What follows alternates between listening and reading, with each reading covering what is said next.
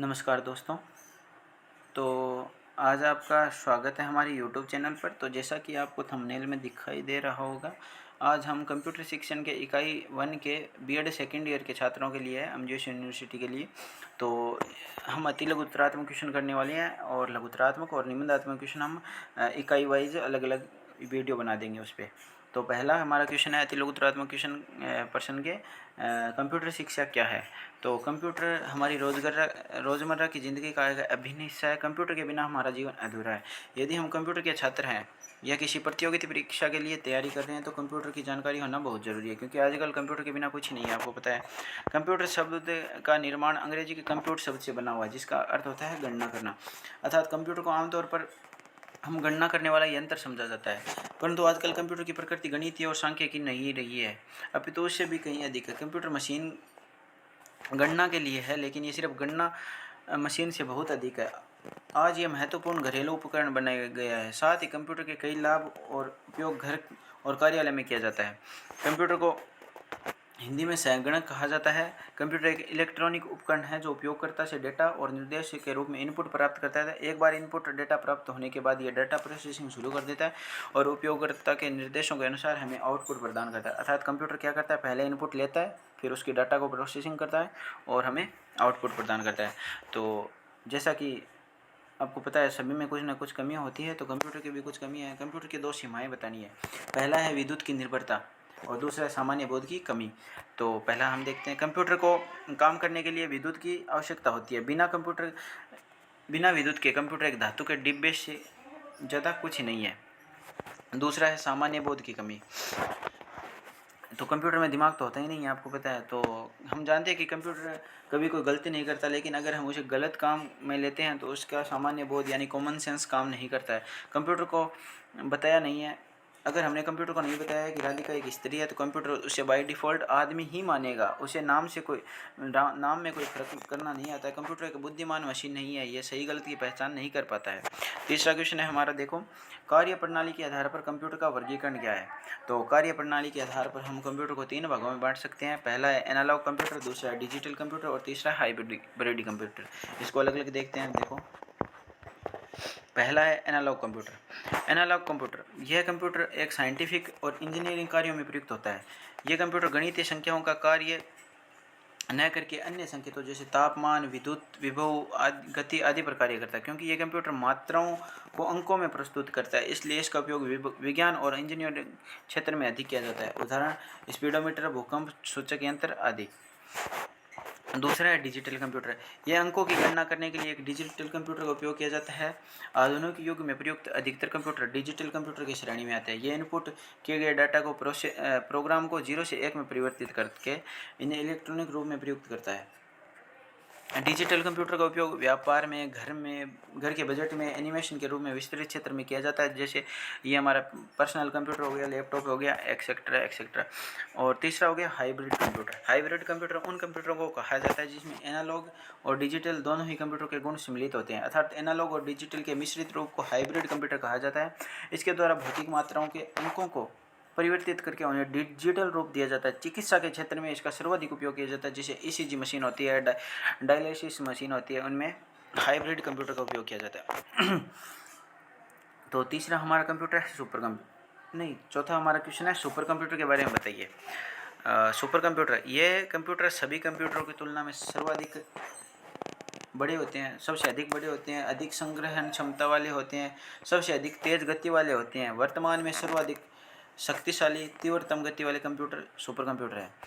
अगर ये कंप्यूटर एक जैसी तथा पुनरावर्ती सूचनाओं को बहुत तेज़ी से संसाधित करता है।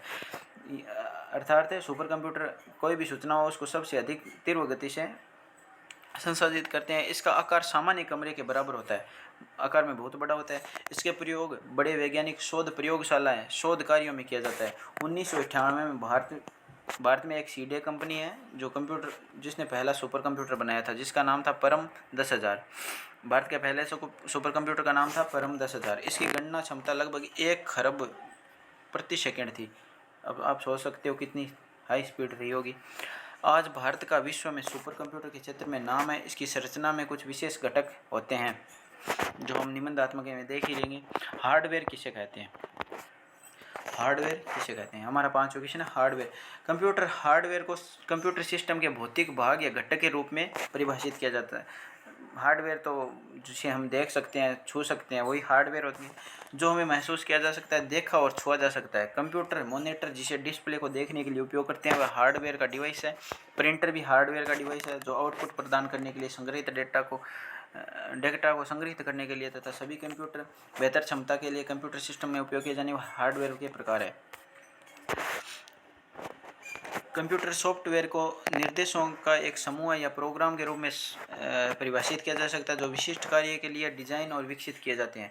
आईटी पेशेवर में अनुकूलित प्रोग्राम विकसित किए होते हैं, जो हमारे दिन के जीवन के कुछ क्षेत्रों में इस्तेमाल किया जा सकता है। इस प्रकार के सॉफ्टवेयर या प्रोग्राम बहुत उपयोगी होते हैं और मानव प्रयासों से बहुत कम कर सकते हैं।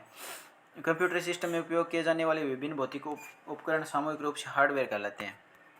हार्डवेयर तो आपको पता ही है। अब देखो हार्डवेयर के बारे में, हार्डवेयर के प्रमुख भाग बताइए। अब ऊपर पूछा था हार्डवेयर किसे कहते हैं, अब उसके भाग पूछ रहा है। तो हार्डवेयर के अंतर्गत समस्त आगम इकाइयाँ, आगम एवं निर्गम इकाइयाँ, भंडारण इकाइयाँ और केंद्रीय संसाधन इकाइयाँ आदि शामिल है। इसमें देखो पहला हो गया आगम निवेश उपकरण, सीपीयू, निर्गम उपकरण, द्वितीयक मेमोरी, अन्य उपकरण। कंप्यूटर को बिना हार्डवेयर के हम सोच भी नहीं सकते हैं। अगर सॉफ्टवेयर कंप्यूटर की आत्मा है तो हार्डवेयर उसका शरीर है। हार्डवेयर तो हमारा हो गया जैसे मॉनिटर हो गया, सीपीयू हो गया, माउस हो गया, कीबोर्ड हो गया, और सॉफ्टवेयर विंडो हो गया, उसमें जो चल रहे हैं हो गया। परंतु हकीकत में हार्डवेयर के रूप में हार्डवेयर से कुछ भी कार्य करवाने के लिए हमें सॉफ्टवेयर का उपयोग करते हैं। हार्डवेयर को सॉफ्टवेयर के माध्यम से नियंत्रित किया जा सकता है। इनपुट और आउटपुट डिवाइस क्या है? इनपुट और इनपुट के द्वारा हम कंप्यूटर को इनपुट देते हैं और आउटपुट के द्वारा वो कंप्यूटर में प्रोसेसिंग करके कुछ ना कुछ रिजल्ट देता है। इनपुट डिवाइस हार्डवेयर डिवाइस जिसमें इनपुट आउटपुट या अन्य संसाधित डेटा को स्वीकार करने की क्षमता होती है। हार्डवेयर उपकरणों की मदद से कंप्यूटर के लिए डेटा प्राप्त करना, उन्हें स्टोर करना, मीडिया के रूप में स्टोर करना, पुनः प्राप्त करने की प्रक्रिया को बहुत आसान बना दिया जाता है। इनपुट डिवाइस को इलेक्ट्रोमैकेनिकल डिवाइस के रूप में परिभाषित किया जा सकता है, जो उपयोगकर्ता को कंप्यूटर से डेटा इनपुट करने में मदद मिलती है। जैसे कि कीबोर्ड पर 3 स्ट्रोक कर और माउस के साथ क्लिक कर हम कंप्यूटर को डाटा इनपुट करते हैं। डेटा इनपुट डिवाइस के माध्यम से मुख्य मेमोरी में दर्ज किया जाता है, जो उपयोगकर्ता को निर्देश स्वीकार करते हैं। स्वीकृत निर्देश को मशीन भाषा के रूप में परिवर्तित करती है। जब हम कंप्यूटर को इनपुट डिवाइस के द्वारा इनपुट देते हैं, वह डाटा प्रोसेसिंग के बाद जो हमें परिणाम देता है उसे आउटपुट डिवाइस के द्वारा मिलते हैं। मनुष्य के लिए सबसे अधिक कंप्यूटर डेटा आउटपुट ऑडियो और वीडियो के रूप में मिलता है। मनुष्य को सबसे ज़्यादा आउटपुट है जो ऑडियो और वीडियो के रूप में मिलता है। इस प्रकार मानव द्वारा उपयोग किए जाने वाले अधिकांश आउटपुट डिवाइस इस श्रेणी में है। मॉनिटर हो गया, प्रोजेक्टर हो गया, स्पीकर हो गया, हेडफोन हो गया, एक्सेट्रा।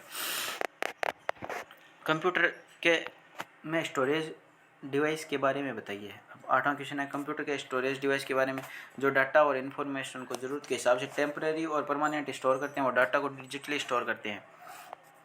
कंप्यूटर में मुख्य रूप से 2 प्रकार से स्टोर होता है, एक तो प्राइमरी स्टोरेज डिवाइस और एक सेकेंडरी स्टोरेज डिवाइस। कंप्यूटर में इनपुट डिवाइस के प्रमुख उपकरण कौन से हैं? इनपुट डिवाइस के वो ऊपर वाला क्वेश्चन बार बार रिपीट हो गया। कंप्यूटर के इनपुट उपकरणों के विभिन्न प्रकार है। पहला हो गया कीबोर्ड हो गया, माउस हो गया, स्कैनर हो गया, ट्रैक बॉल हो गया, जॉयस्टिक हो गया, लाइट पेन हो गया, टच स्क्रीन हो गया, ऑप्टिकल कार्ड रीडर हो गया, चुंबकीय इंक कैरेक्टर रिकग्निशन हो गया, ऑप्टिकल बार कोड रीडर हो गया, आवाज़ पहचान डिवाइस हो गया, ऑप्टिकल मार्क रीडर हो गया। ये बहुत सारे कंप्यूटर के इनपुट डिवाइस है। माउस क्या है? तो माउस तो हम सब जानते हैं क्या है, फिर भी देख लेते हैं। ये एक पॉइंटिंग डिवाइस है, इंगित करने वाला उपकरण। इंटरफेस है जहाँ उपयोगकर्ता के पास कीबोर्ड पर एक अतिरिक्त डिवाइस होता है इसमें लेफ्ट बटन, राइट बटन और बीच में एक व्हील स्क्रॉल होता है। स्क्रॉल व्हील होता है। माउस के उपयोग करने से हमें कीबोर्ड पर बटन याद रखने की आवश्यकता नहीं होती है। बस माउस में पॉइंटर को स्क्रीन पर किसी नियत स्थान पर क्लिक करना होता है, जिसमें पॉइंटिंग कहते हैं। माउस 2 बटन, 3 बटन और ऑप्टिकल भी होते हैं। माउस के नीचे एक रबर बॉल होता है जो माउस को सतह पर हिलने में मदद करता है। बॉल के घुमाने पर स्क्रीन पर माउस के पॉइंट की दिशा परिवर्तित होती है। माउस के नीचे रखे स्लेट को स्लेट के आकार की वस्तु को माउस पैड कहते हैं। माउस पैड भी हम जानते हैं क्या होता है। अब हमारा 11वां क्वेश्चन है, द्वितीयक मेमोरी क्या है? स्टोर करने का ये उपकरण है द्वितीयक मेमोरी। यह एक सहायक तथा बैकिंग स्टोरेज मेमोरी कही जाती है। क्योंकि मुख्य मेमोरी अस्थायी सीमित क्षमता वाली होती है, इसलिए द्वितीयक मेमोरी को बड़ी मात्रा में स्थायी डेटा मेमोरी के रूप में इस्तेमाल किया जाता है। इसका उपयोग डेटा बैकअप करने के लिए आजकल उपयोग होने वाली मैग्नेटिक टेप, मैग्नेटिक डिस्क के रूप में इसके मुख्य उदाहरण है। हमारा 12वां क्वेश्चन और अति लघुत्तरात्मक का अंतिम क्वेश्चन है, कंप्यूटर की विशेषताएं बताइए। कंप्यूटर की पहली विशेषता ये तीव्र गति से कार्य करता है, अर्थात समय की बचत होती है। दूसरा, यह त्रुटि रहित कार्य करता है। तीसरा, ये स्थायी तथा विशाल भंडारण क्षमता की सुविधा देता है। चौथा है, यह पूर्व निर्धारित निर्देशों में सक्षम है। तो हमारे ये अति लघुत्तरात्मक क्वेश्चन कंप्लीट हो गए हैं। और लघुत्तरात्मक और निबंधात्मक देखने के लिए वीडियो को लाइक करें, चैनल को सब्सक्राइब करें। धन्यवाद।